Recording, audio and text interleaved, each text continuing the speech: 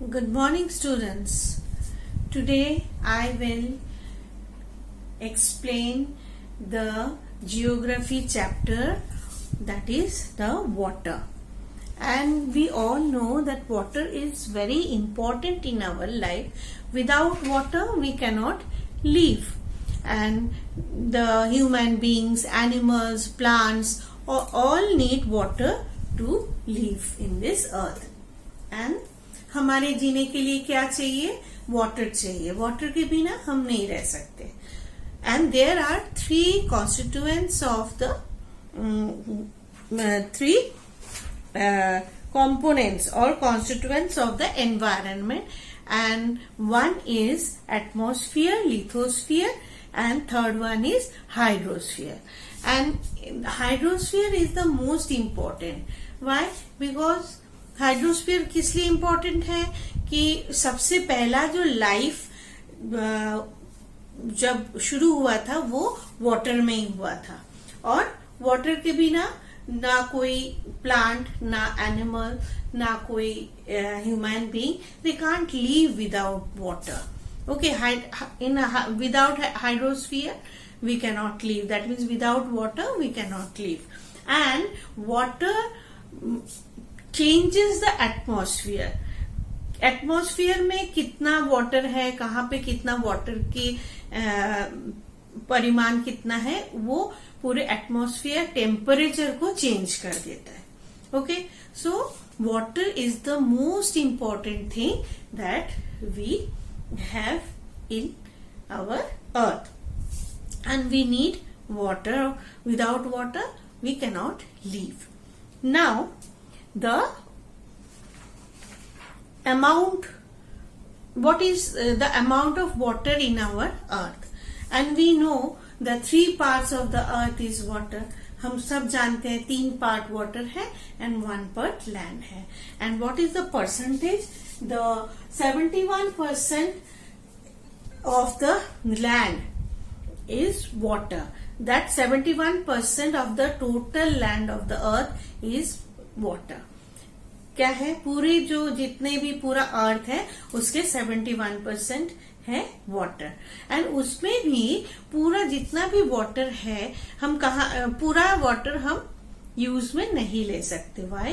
Because most part is at least 97% of the water is saline water, that is salted water. जिसमें salt होता है हम उसको use नहीं कर सकते. And sea and ocean water is saline water, and the rest of 3% is the water which we get from lakes, rivers, ponds, and these are used by us, and that is not saline water. We use it for our daily work. हम उसको पीने के लिए भी use करते हैं. तो only 3% of the total water is usable, जो यूज कर सकते हैं, और बाकी हम यूज नहीं कर सकते हैं. तो what can we say that lithosphere क्या है? लिथोस्फीयर है जितने भी वाटर बॉडीज है सब को एक साथ में हम क्या बोलते हैं? हाइड्रोस्फीयर. ओके, एंड ये हाइड्रोस्फीयर क्या है? जितने भी वाटर बॉडीज है उसमें सी है, ओशन है, river, pond, lakes, and all are the water bodies. These are called the hydrosphere. और इसमें क्या हुआ? इसमें most part of the water, जो ज्यादातर पार्ट है, उसको हम यूज नहीं कर सकते क्योंकि वो सलाइन वाटर है, सॉल्टेड वाटर है. तो और only 3% water we can use because it is usable. वो सॉल्टेड नहीं है, वो हम अपने यूज के लिए डेली यूज में काम में लेते हैं, और साथ में वो ड्रिंकिंग वाटर के काम भी आता है. And then now water, our earth, okay, is called blue planet. क्यों blue planet बोलते हैं इसको?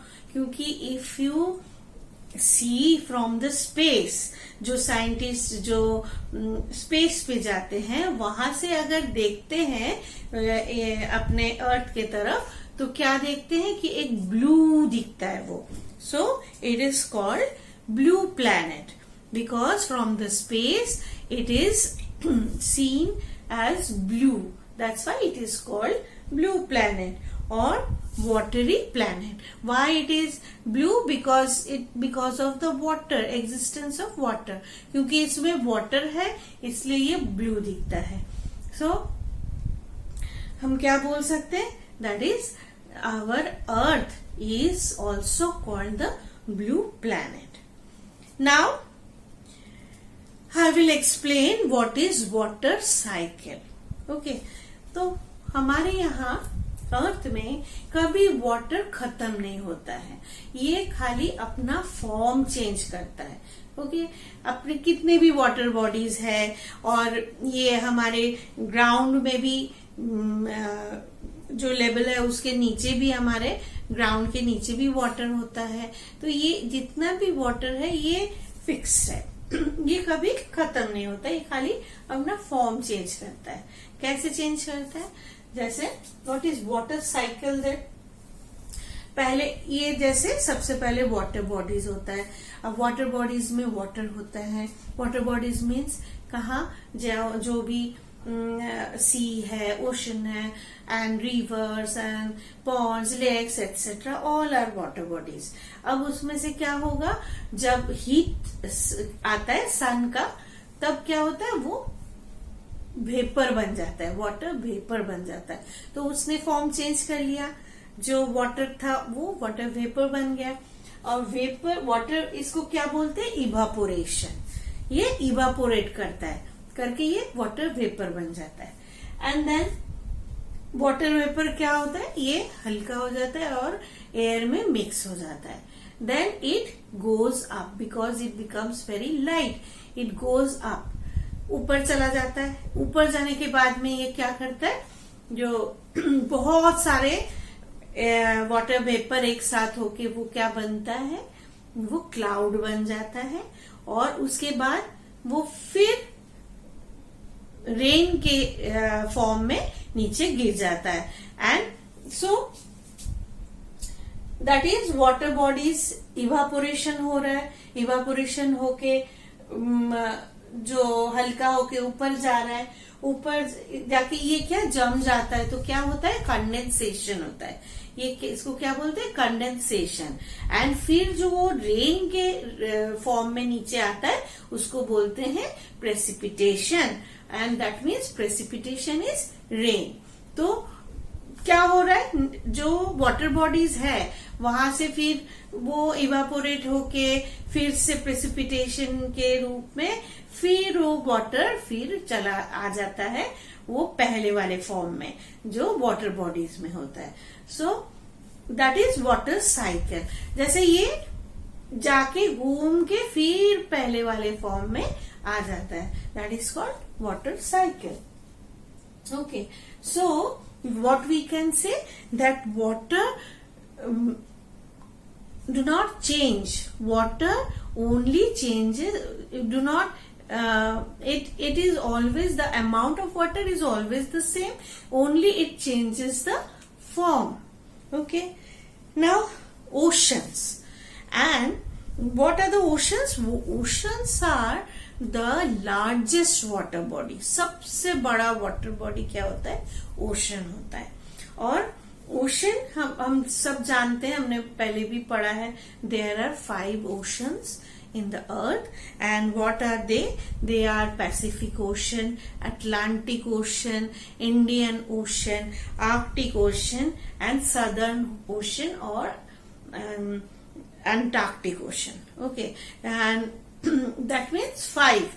One is Atlantic Ocean, Pacific Ocean, Indian Ocean, then the Arctic Ocean and Antarctic Ocean or Southern Ocean.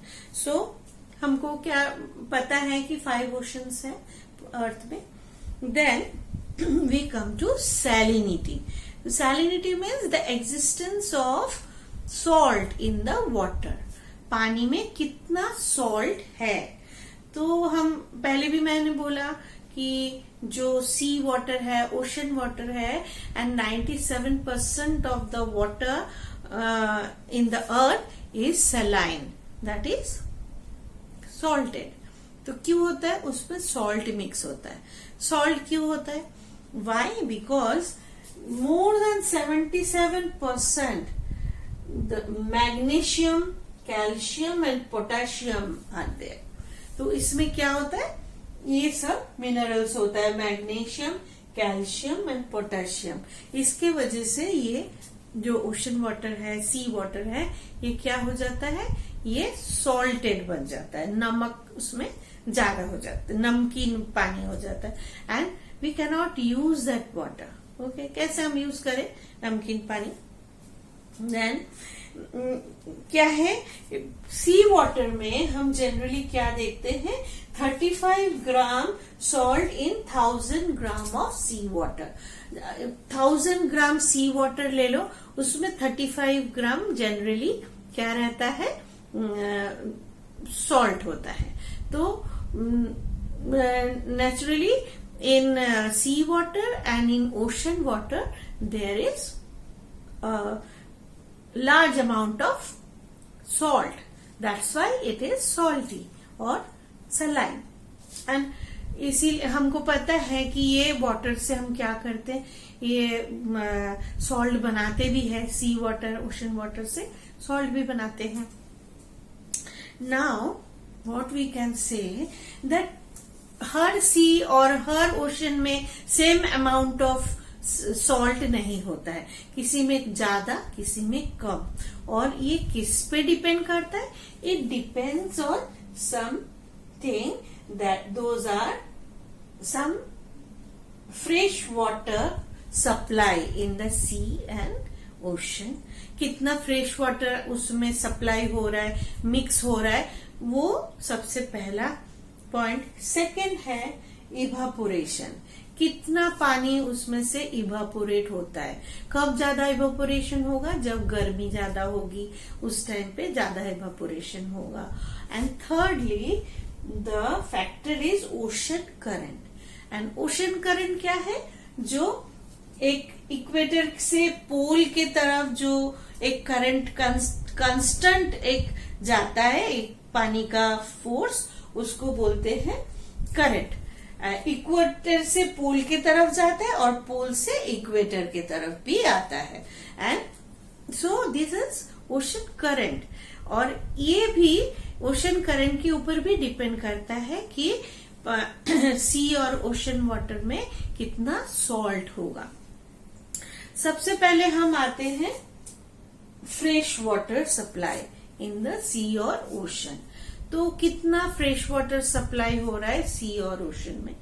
तो हम क्या देखते हैं, कब जहां पे मान लो रिवर वाटर आके मिक्स होगा, जहां पे ज्यादा आके वहां पे मिक्स होगा, तो वो उसके साथ मिक्स हो गया, तो फिर वो उसमें जो सॉल्ट का वो जितना सॉल्ट है वो कम हो जाएगा।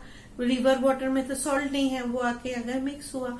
और जहां पे रिवर वाटर बहुत कम मिक्स हो रहा है, जाके कम रिवर्स आके सी और ओशन के साथ मिल रहा है, वहां पे क्या होगा? वहां पे बहुत ज्यादा सॉल्ट रहेगा, क्योंकि सॉल्ट तो रहेगा ही सी ओशन में, लेकिन उसमें अगर रिवर वाटर आके मिक्स हो जाएगा, रिवर आके उसमें मिक्स हो जाएगा, तो रिवर वाटर नेचुरली उसके साथ मिक्स होगा, तो वो वाटर में सलाइन और सैलिनिटी कम हो जाएगा। एंड व्हेन वी सी और कंपेयर द इंडियन ओशन और बे ऑफ बंगाल एंड अरेबियन सी, ये दोनों को हम लेते हैं, अगर कंपेयर करते हैं तो हम क्या देखते हैं कि बे ऑफ बंगाल में बहुत कम सॉल्ट है, वाटर कम सॉल्टी है और सैलिनिटी कम है, और अरेबियन सी में सैलिनिटी बहुत ज्यादा है। क्यों है? क्योंकि वो वाटर बे ऑफ बंगाल में बहुत ज्यादा रिवर्स आके मिलता है, तो इसमें क्या होता है, इसकी सैलिनिटी कम हो जाती है। Okay, now rate of evaporation, कितना इवापोरेशन हो रहा है। जैसे salinity of water depends on evaporation also, and उसमें अगर ज्यादा पानी इवापोरेट हो जाएगा तो उसमें सलाइन बहुत ज्यादा सैलिनिटी बढ़ जाएगा, उसमें सॉल्ट बढ़ जाएगा। अगर वो कम इवापोरेट होगा तो वो क्या होगा, सैलिनिटी वो उसमें कम होगा। तो हम क्या देखते हैं, जैसे जहाँ पे गर्मी ज्यादा है, बहुत गर्मी में क्या होगा, इवापोरेशन ज्यादा होगा, हीट ज्यादा है तो इवापोरेशन होगा। तो ऐसे जगह पे क्या होगा कि ये सैलिनिटी जो है वो ज्यादा रहेगा, और जहाँ पे हीट कम है वहां पे इवापोरेशन कम है तो क्या होगा, सैलिनिटी कम रहेगा। And last factor is ocean current. Okay, and हम क्या देखते हैं कि what we see that ocean current is one of the most important factor that on which the salinity depends, उसके ऊपर salinity depend करता है।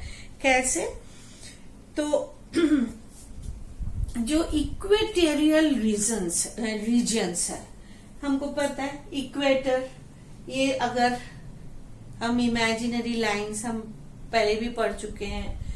इक्वेटर के पास में क्या होता है, जो ओशन करंट्स जो होते हैं वहां पे थोड़ा सलाइन क्या होता है, near the equator regions the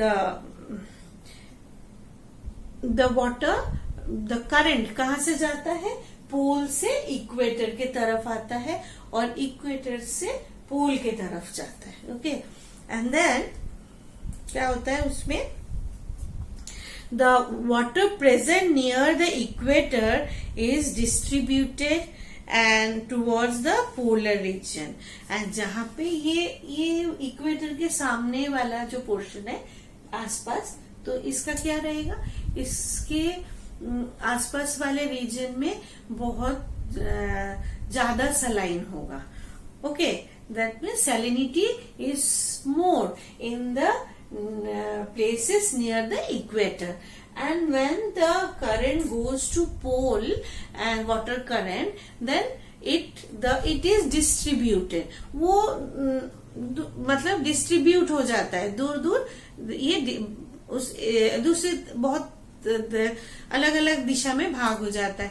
तो इसमें क्या होता है, ये सैलिनिटी कम हो जाता है। Okay, and what we see that near the Tropic of Cancer and Capricorn, the salinity is more, and near the equator salinity is less. सबसे ज्यादा salinity कहाँ पे रहता है, Tropic of Cancer and Tropic of Capricorn के पास वाले area में।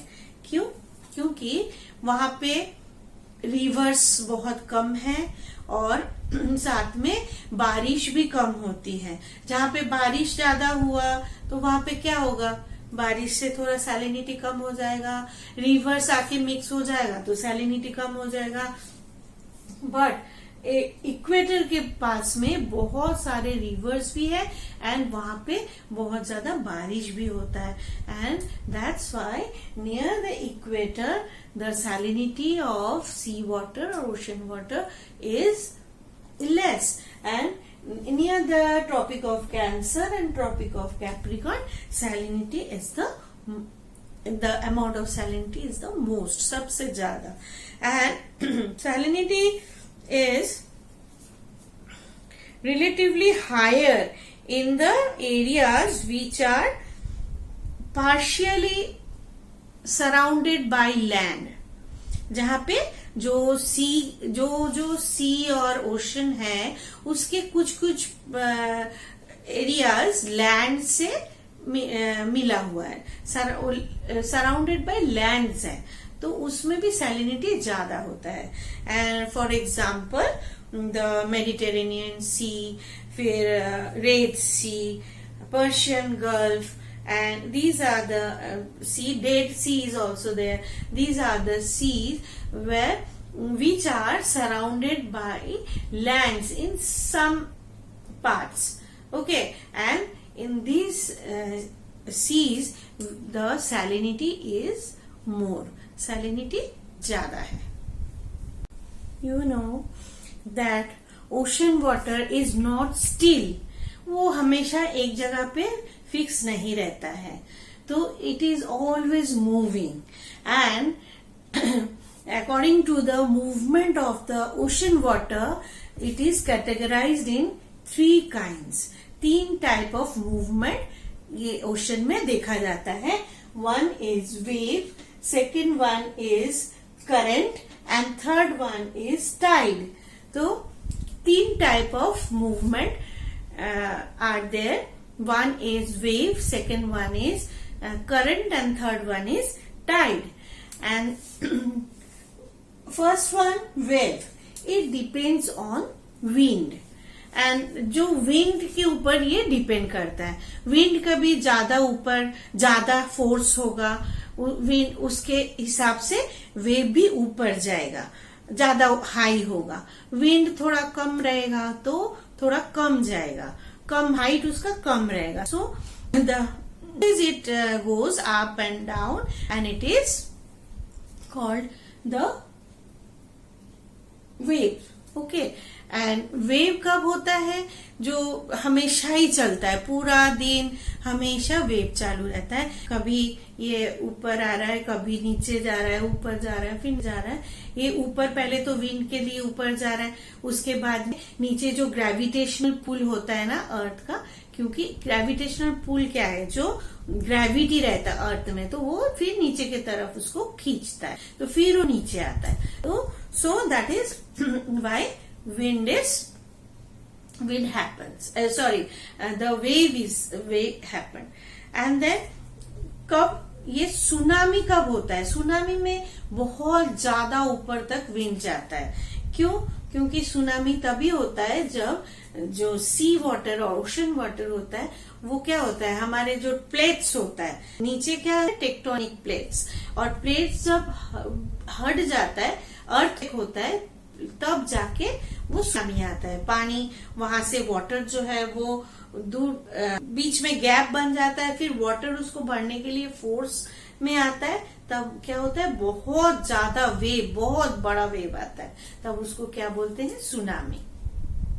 Okay, now currents I have just explained that currents क्या होते हैं, दोनों तरफ होता है. 2 types of currents are there. One is warm current and the second one is cold current. And what is warm current? The equator area is warmer than the poles, and when the water flows towards the pole, जब constantly same force में वो जाता है, तो इसको क्या बोलते हैं, ये that is warm current, क्योंकि जो इक्वेटर से जा रहा है. And what is cold current? जो पोल से आ रहा है. And it is the movement of the water and in the same direction and in same force. हमेशा उसका डिरेक्शन सेम रहता है, फोर्स सेम रहता है. Okay, and that is the water current. And then ये वाटर करंट जो है ये हमारा बहुत फायदा भी करता है. कैसे करता है फायदा? जैसे वाटर करंट हमको कुछ बेनिफिट देता है. Water current gives some benefit also. Ocean currents influence the temperature of a place. Okay, जब ये इक्वेटर से जाएगा वार्म करंट, तो जहां पे जाएगा, जहां से वो जाता है, वो जगह वो वार्म कर देता है. एंड देन वो वार्म होने की वजह से क्या हो जाता है, उसमें से जो वाटर वेपर है वो बनता है एयर में, फिर रेन होता है. So the warm ocean current creates the rain also. Okay, then influence and it influences the rainfall. That means जहां से ये हॉट ओशन करंट जाता है वहां वहां ये रेन क्रिएट करता है, तो रेनफॉल के लिए भी ये अच्छा रहता है। एंड टेम्परेचर भी चेंज करता है, वो जो एरिया से वो जाएगा तो वार्म ओशन करंट जाएगा तो उसी जगह पे टेम्परेचर वार्म हो जाएगा, जो कोल्ड करंट आएगा तो वो it makes the temperature cold. Okay, so it affects the temperature, affects the rainfall, and it makes the fishing ground and the place where the hot and cold current meets, the place is very good for fishing। दोनों hot current cold current एक जगह पे मिलता है जहाँ पे, वहां पे क्या होता है, बहुत सारे फिश रहता है, वहां फिशिंग के लिए बहुत अच्छा माना जाता है। ओके, एंड बट ये जो मीटिंग पॉइंट होता है इस जगह पे इतना क्लाउडी होता है, ये बहुत ज्यादा खतरनाक होता है शीप के लिए, क्योंकि इतना ज्यादा क्लाउड होता है तो कुछ देखने के लिए मुश्किल होता है, तो इसीलिए ऐसी जगह पे बहुत ज्यादा शिप एक्सीडेंट भी हो जाता है, शिप डूब जाता है। And then influence on navigation, and navigation क्या है, ये जो शिप चलता है, बोट चलता है, ये क्या है, करंट के वजह से, due to the current it go smoothly, तो जिस तरफ करंट है तो इजीली शिप और ये बोट बोलो शिप बोलो सब इसी तरफ अच्छे से ये जा सकता है। So it helps in navigation also. Now tides, tides क्या होता है, टाइड्स है that is the going high and low of the water in the sea or ocean, and it happens daily। सुबह एक बार शाम को एक बार, 2 बार होता है। ये क्या होता है, एक बार हाई हो जाता है वेव, एक बार फिर लो हो जाता है, and it is called the tide. And ये क्या होता है, ये टाइड क्या होता है, it is of 2 types, one is spring tide and second one is neap tide, and it depends on the pull of sun and moon। sun और moon कितना अपने तरफ अर्थ को खींचता है इसके ऊपर डिपेंड करता है। कैसे, और ये जो मूवमेंट है ये जो हाई हो जाता है, और ये हाई जो हाइट है of the height of the wave जो डेली जाता है, ये हर जगह पे सेम नहीं होता है और हर टाइम पे भी सेम नहीं होता है। कभी कभी ये ज्यादा ऊपर जाता है, कभी कभी ये थोड़ा कम ऊपर जाता है। एंड कैसे, well at the time of full moon and new moon, full moon और न्यू मून के टाइम पे क्या होता है, and the sun moon and earth becomes in the straight line. Okay, sun moon and earth एक ही line में हो जाता है, आ जाता है, तो इससे क्या होता है, अर्थ को सन और मून खींचने लगता है, उसका जो ग्रेविटी पावर है वो खींचता है। एंड इससे क्या होता है, और मून का इफेक्ट ज्यादा क्यों होता है, मून बहुत पास में है, सन अर्थ से बहुत दूर है एंड मून पास में है, that's why the moon effect of the moon is more in earth. Okay, ज्यादा इफेक्ट होता है, तो इस टाइम पे जैसे full moon day, new moon day, इस टाइम पे बहुत ज्यादा ये खिंचाव होता है, इसलिए ये टाइड, स्प्रिंग टाइड इस टाइम पे ज्यादा रहता है, इसको क्या बोलते हैं, spring tide. And in the first and last quarter जब फुल मून नहीं होता है, न्यू मून नहीं होता है, तो क्या होता है इस टाइम पे, ये जो सन अर्थ और मून, बीच में अर्थ होता है लेकिन दोनों तरफ से, एक तरफ सन खींचता है एक तरफ मून खींचता है, तो ये थोड़ा दोनों तरफ से ये बैलेंस करके क्या होता है, ये थोड़ा हाइट कम हो जाता है, एक तरफ ज्यादा खींच रहा है फिर दूसरी तरफ से भी खींच रहा है तो इसका हाइट थोड़ा कम हो जाता है। And this tides are called neap tide. Okay, and neap tide is also very useful, it is necessary, and they prevent the silting of the harbours. जब बहुत ज्यादा हाइट होता है, जब टाइड आता है, तो क्या होता है, साइड में जो सिल्ट जमा हो जाता है, and the deposited silt near the harbour it comes down, and the depth of the sea becomes more. Depth को इंक्रीज करता है, बढ़ा देता है।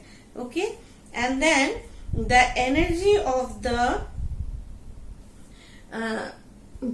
the tide can be used as a source of generating electricity। तो ये electricity generate के भी काम आता है। जहाँ पे हाई टाइड हो रहा है तो वहां पे इलेक्ट्रिसिटी भी बनता है, हाइड्रो इलेक्ट्रिसिटी। वाटर से भी इलेक्ट्रिसिटी बनता है, तो ये क्या बनता है, hydro electricity. Then what we can say that man and the oceans are connected, and oceans are very useful for men also। लोग, हमारे इंसान के लिए भी ये जो ओशन है वो यूजफुल होता है। And we get different types of minerals from the sea and ocean। बहुत तरह के मिनरल्स मिलता है, एंड उससे हमको वो सब मिनरल्स बहुत काम में आता है।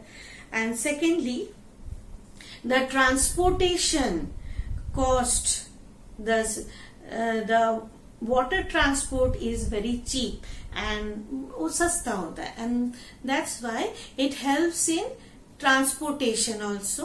सी और ओशन में ये ट्रांसपोर्ट भी, शिप जा सकता है, बोट जा सकता है, तो ये चीप ट्रांसपोर्टेशन होता है।